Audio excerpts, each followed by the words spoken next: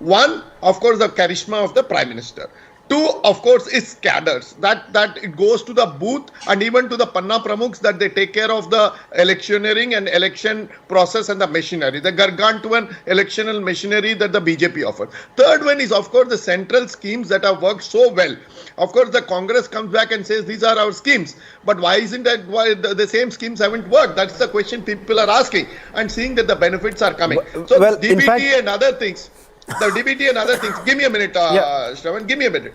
So this has come about as an enormous shot in the arm for the BJP. But last but not the least, the national mood is changing. There is no that we have not yet become some sort of a frenetic party of Hindus or something like that. But definitely the mood of the nation is no longer to broke this pseudo-secularism. The people of the country are fed up with this pseudo-secularism and pseudo-secular parties. And BJP stands as a clear alternative to pseudo-secularism, is well accepted. That is what makes people connect to the BJP.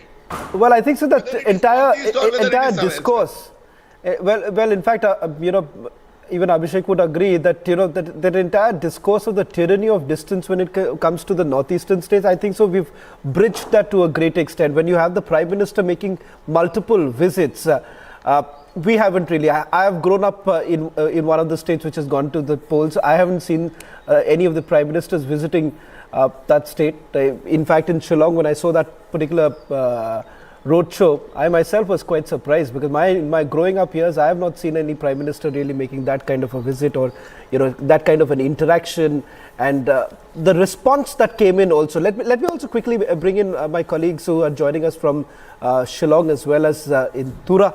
I'll get a quick response first from my colleague Harsha, who's joining us from Shillong.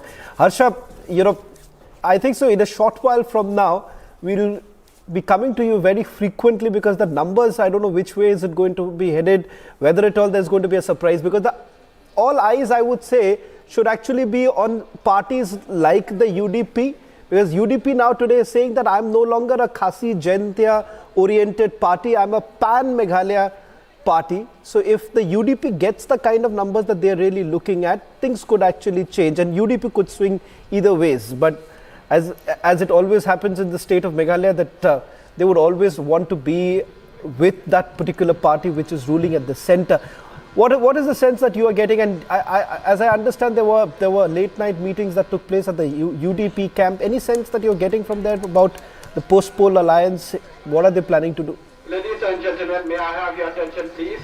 May I request Shravan, as you rightly stated, this time UDP is eyeing to be a king, not be a kingmaker. At the time of campaign also, there were senior UDP leaders have rightly quoted that this time they wanted to be a king. They don't want to be a kingmaker, and that's the reason the dialogue have already started by the UTP senior leaders with the other party, be it the TMC, be it the Congress, be it the PTP. But we are at the counting center, Shravan, and just half an hour more when the counting will start. And Shravan, as I'm reporting from Shillong, the epicenter obviously of Meghalaya, and here the counting for the 14 Khasi seats will begin at 8 AM, and everyone is eyeing that this time how many seats UDP will be getting, because as compared to 2018, UDP got 6 in 2018, but this time they are eyeing that they should at least get 12 to 15 seats. But it would be very surprising if they will get such a big number. Do they have a lot of majority in the Khasi Jaintia Hills? But lot of us, we are keeping a close eye, Shravan, that when the counting starts,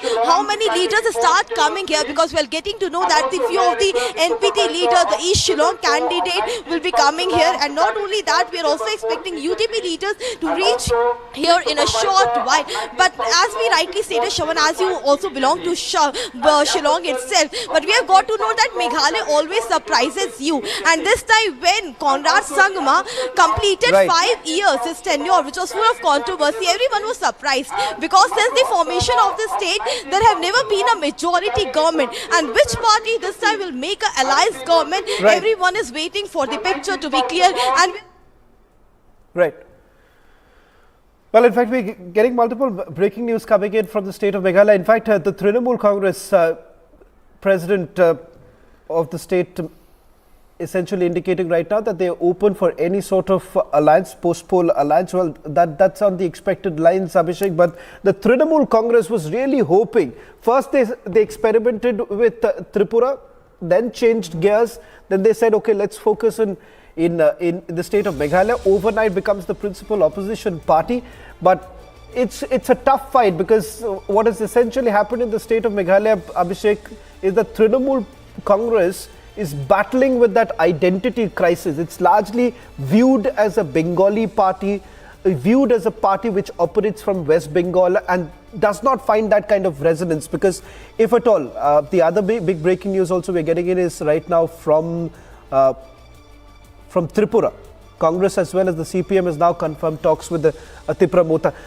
Over to you, Abhishek, with regards to Tripura Motha also. First, that could because you mentioned the Trinamool factor in Meghalaya. It's going to be important, Shravan, if not very significant, because of the fact that Mukul Sangma, irrespective of whatever branding may have been attempted on Trinamool, of Trinamool being a Bengali party, the fact that Mukul Sangma is essentially leading the charge insofar as Trinamool is concerned, I think they are going to make some inroads. Having said, and also remember, in the case of Meghalaya, the Congress was the single largest party in the last election at 21 seats. They are 0 today. So things can really change drastically insofar as Northeast is concerned.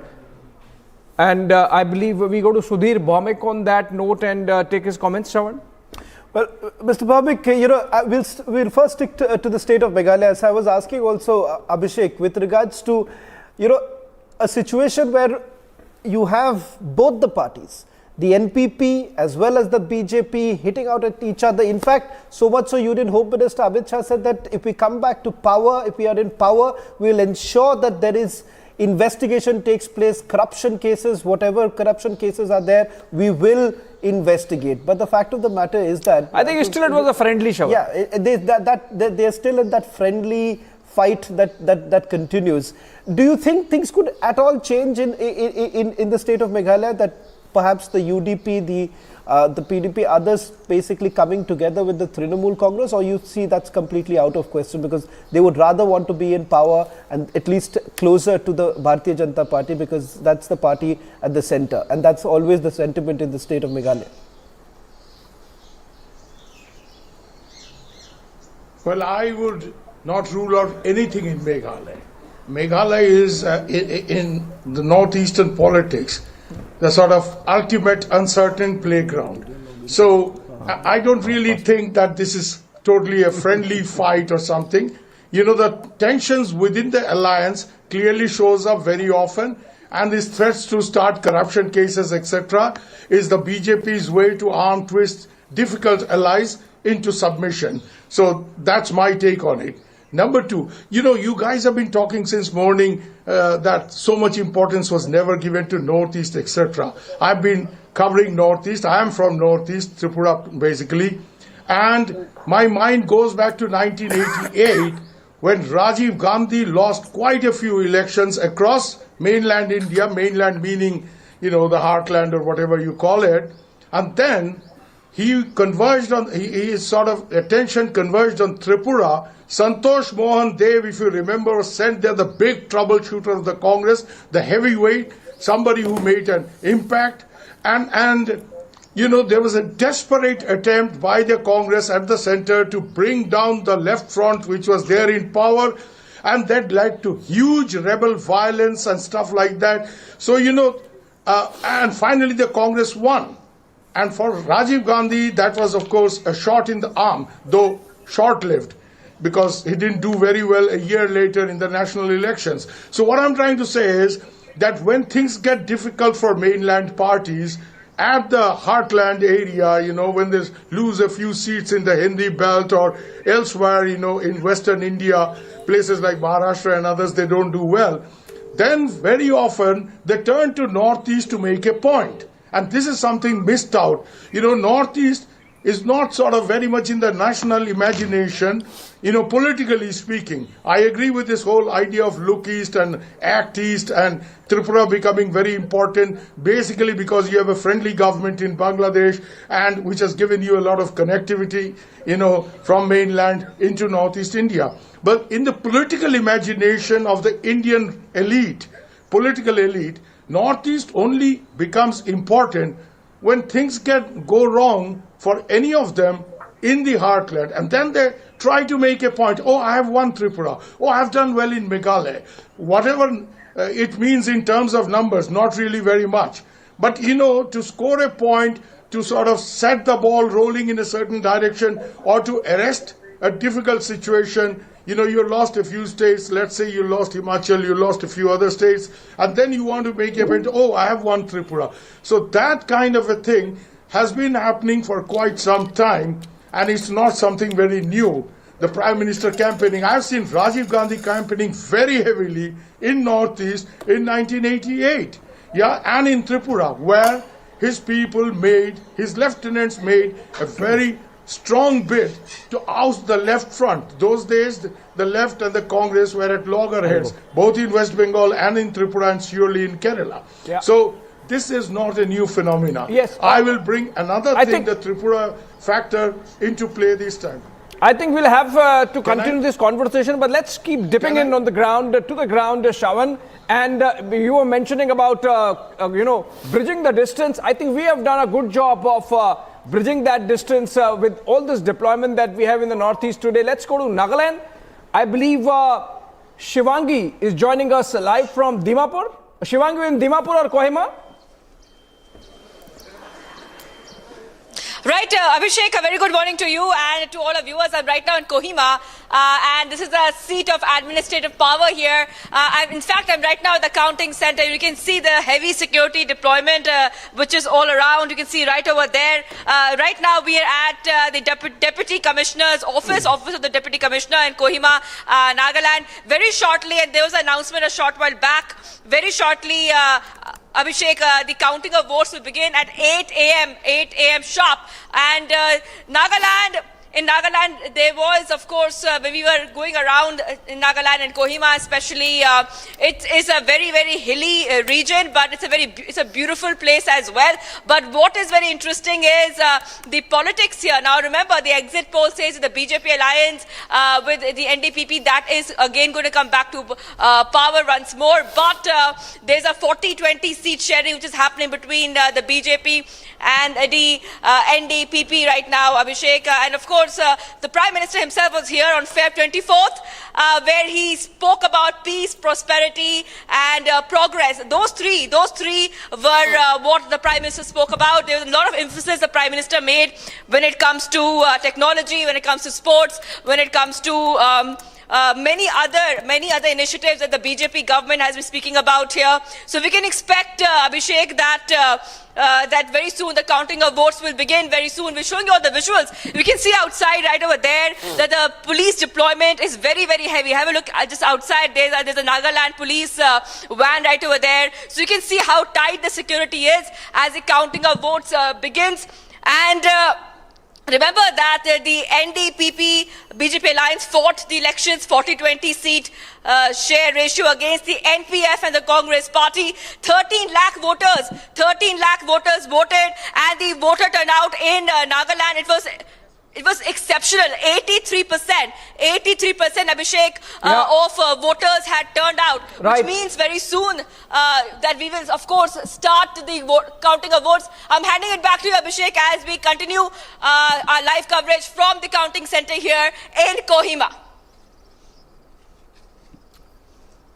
Yes, in fact, remember, Prime Minister has called the northeastern states the Ashtalakshmi, and the kind of focus that we have seen of this government really on the region, that clearly shows, Shravan, the kind of importance that the government really attaches, and we'll come to discuss that when we go into the detail of the significance of this poll. I'm told we have to go to another guest. Bhaskar Nandan Sarkar is joining us. Bhaskar, over to you. Your opening comments. Sorry we came to you late, but how you see today's results really panning out in terms of momentum going into the general election cycle as well? As far as Tripura is concerned, I can only say that this is a state where everywhere you go, whether it is tea stall, whether it is school, whether it is college and even universities, whether doctors or engineers, any kind of businessmen, all are busy in spending their time talking about political issues and what is going to happen in this election. This is really, you may neglect the people of Northeast and Tripura, but whenever the political awareness is concerned, as far as I am concerned, I have seen that people are very much aware about political issues and what is going around the state. And this time also there was no difference. Yes, there was a huge campaign about the so-called alliance between the Congress and the left parties, the two rival parties. And the mainstream opposition, the so-called over the last 2 decades. But this election, especially after the huge loss, even in West Bengal, these two parties came together to with the expectation that they will be in a position to form the government. But let's see, the counting is just going to start. And Bhaskar, yeah. since it's about Tripura, how's the dosti panning out between the left and the Congress party? Remember, Prime Minister said Kushti in Kerala, dosti in yes. Tripura. So this is the core really issue. Even yes, in all the elections campaigns, like the central BJP leaders, like from the Prime Minister Narendra Modi or even the Home Minister and even the BJP National President JP Nadda, all of them highlighted the Kushti. The so-called kustis over the years, but now the actual friendship between the left and the Congress. And the BJP has often highlighted that this may prove as a setback to the Grand Alliance, so-called Grand Alliance. But the Tripura Motha is going to be a factor in the tribal-dominated areas, especially the 20 seats that are reserved for the STs. This will be a key issue, but going back after the formation of this government in Tripura in the 2018, I must say that there was an anti-incumbency, a feeling of anti-incumbency that started to build up around 2021. But BJP central leadership might have made a great aspect by bringing Mr. Manik Saha into the post of the Chief Minister, and this is going to play a key role because all the campaigning rallies, including Amit Shah, has categorically said that Manik Saha has done a fantastic job and he deserves to give a full term. This is going to be an issue about which either the voters have shifted towards this campaign or either they have rejected entirely this BJP government. That will going to be seen. Well, if let me just get a quick word also from Anirudh, who's joining us from Dimapur. Anirudh, a situation where you had the opposition party also joining the ruling party, it's unique. Doesn't happen in any other place, but it did actually happen in Nagaland. But the NPF has actually called the Bharatiya Janata Party as tourists in their state. They call them that the BJP is basically a tourist. They do not understand the issue, but the vexed issue of the Naga political issue still remains as a major issue. Yes, Sawan, you have rightly pointed out this is the allegation that was made by the NPF. However, if we see the ground reality, Nagaland happens to be the only state, only Christian-dominated state where BJP has been welcomed wholeheartedly. So that's a very important point that which aspect has not been highlighted much across the country. And also, talking about the vexed Naga political issue in this election, we have seen that the Naga political issue ranked 4th among the all top agendas as far as this election issues are concerned. It was the issue of development, issue of peace and development, issue of corruption, issue of unemployment, which topped the agenda, including some of the issues like the inner line permit and also the issue of the frontier Nagaland, that is the eastern Nagaland issue, where a demand for a separate state was being on place. But yes, if we see Nagaland has been very unique when it comes to the mandate and also the arrangement in the assembly, because in the last session also we have seen how even the Congress and NPF, and just about a minute with the to go, party, that is the BJP and the NDPP. Well, just about a minute to go. The excitement only building up right now. In a short while from now, Editor-in-Chief Arnab Goswami would be joining us, taking us through the election results. It's always great when Arnab comes in with his election expertise. And the fact of the matter is that, M.R. Venkatesh was saying that look at the situation right now. National mainstream media is talking about the northeastern elections right at 7 o'clock in the morning. We've done it in the past also. In fact, we promise you over the next couple of hours an insight into all three states, ground reports, and not just that, the fastest numbers only on Republic TV. Arnab is just going to join us in a short while from now. Welcome, he's there. Yeah. All right, so Arnab is already here, and we are discussing the key results, the crucial results coming in of three states, Tripura, Meghalaya and Nagaland today, and they are in many ways are going to be bellwether, Shravan, and as Arnab gets mic'd up about what's really going to happen in national politics, and that's something which we have to keep discussing. Remember, we are talking about these three states and the entire Northeast, in fact, where Prime Minister has visited 51 times since taking over in 2014, and 40 of them were actually for visits for governance projects or, either laying foundation stone or inaugurating those government projects, just 11 of them actually about politics. So that really shows the kind of focus that has been there on the Northeast in the present government. Would that have electoral consequences insofar as the BJP is concerned? That would be interesting. Also, how the Congress really fortunes of the Congress party pans out. And we have but one thing. Good morning, Sean. Good morning, Abhishek.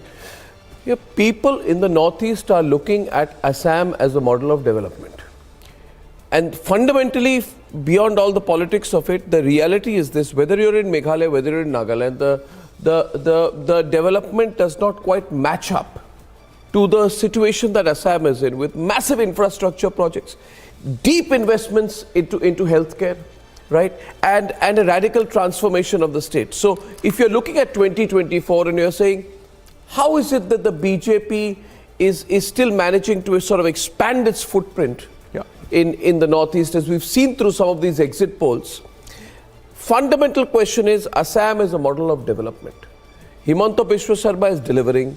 And then along with development, you have very, very interesting, extremely interesting, I would say, electoral moves that are made right on the eve of the election. It is the Congress's fault that when all the 21 MLAs left them in Meghalaya, they did not have a counter strategy, and just sending Rahul Gandhi right to the very end is not really, Meghalaya well. I mean, will it really serve as an option? They had years to work on it, to rebuild. They were a formidable force, and look at the current situation, Arnab, right now, that there is absolutely no strategy. You have Rahul Gandhi with just one rally that basically takes place. Their strongest of leaders have left the party. Mukul Sangma is someone whom they should have nurtured, and they actually allowed him to go. And if you simply go by the exit poll numbers, if it goes this way, the factor of Trinamool Congress there as the outsider has really created the problem for the opposition, at least in the state of Meghalaya, and it's going to be a tough battle. And there. It's not even in the case of Mukul Sangma, it's not even that the lure of power took him away. He went to the Trinamool and he's in the opposition actually, and then given some heft to the Trinamool in Meghalaya. So it's not that the Congress party can say, oh, these the BJP guys, they took their leaders away and they poached them. No, it's not that. Someone like Mukul Sangma, who is chief minister, and by the way, I think the numbers, the postal ballots are getting counted. So in about 5-6 minutes, I think we'll have the first numbers. Right. But and maybe you can keep me apprised on the numbers, because you'll be looking at the numbers more keenly. I'll just be looking at the bigger picture. Shall we do it that way? And my first point is, viewers, please remember, Tripura is the first major election of 2023. It's a litmus test for the BJP, which has created history in the 2018 elections by removing the left. Now, left has a damn good and I would say existential chance of getting back to power in Tripura this time.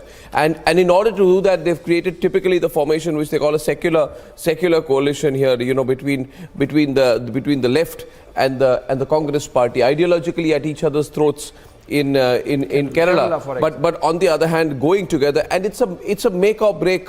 It's a make or break out there. They've tested it and lost. They've bitten the dust out there in Bengal. Can they have the same experience in Tripura, or will it be any different in Tripura? I think Tripura is very important because it's a test of this whole secular combination. What is a secular combination? I fundamentally believe this country has actually misused the notion of secularism. If you can call it a political desperate combination. If it works, it clicks, it's fantastic. I have my doubts.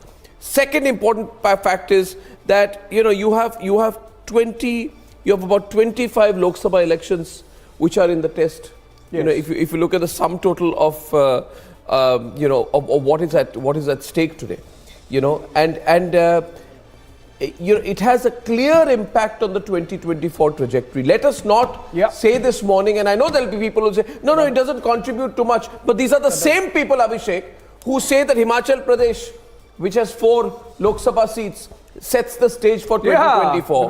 So there is a lot at stake today in terms of national politics. Absolutely. In fact, if you look at it, the only appearance Rahul Gandhi made for the Congress party in Meghalaya in the northeast, these elections, the only party he took head on was Trinamool. So this is going to have consequences. But they spent more time in Gulmarg than they did in Nagaland or Meghalaya. Exactly. And then the only attack he does is on the Trinamool. So that's going to have consequences for the kind of opposition alliance that takes shape as we head into the 2024 cycle. I find Meghalaya really very interesting, very interesting in fact. And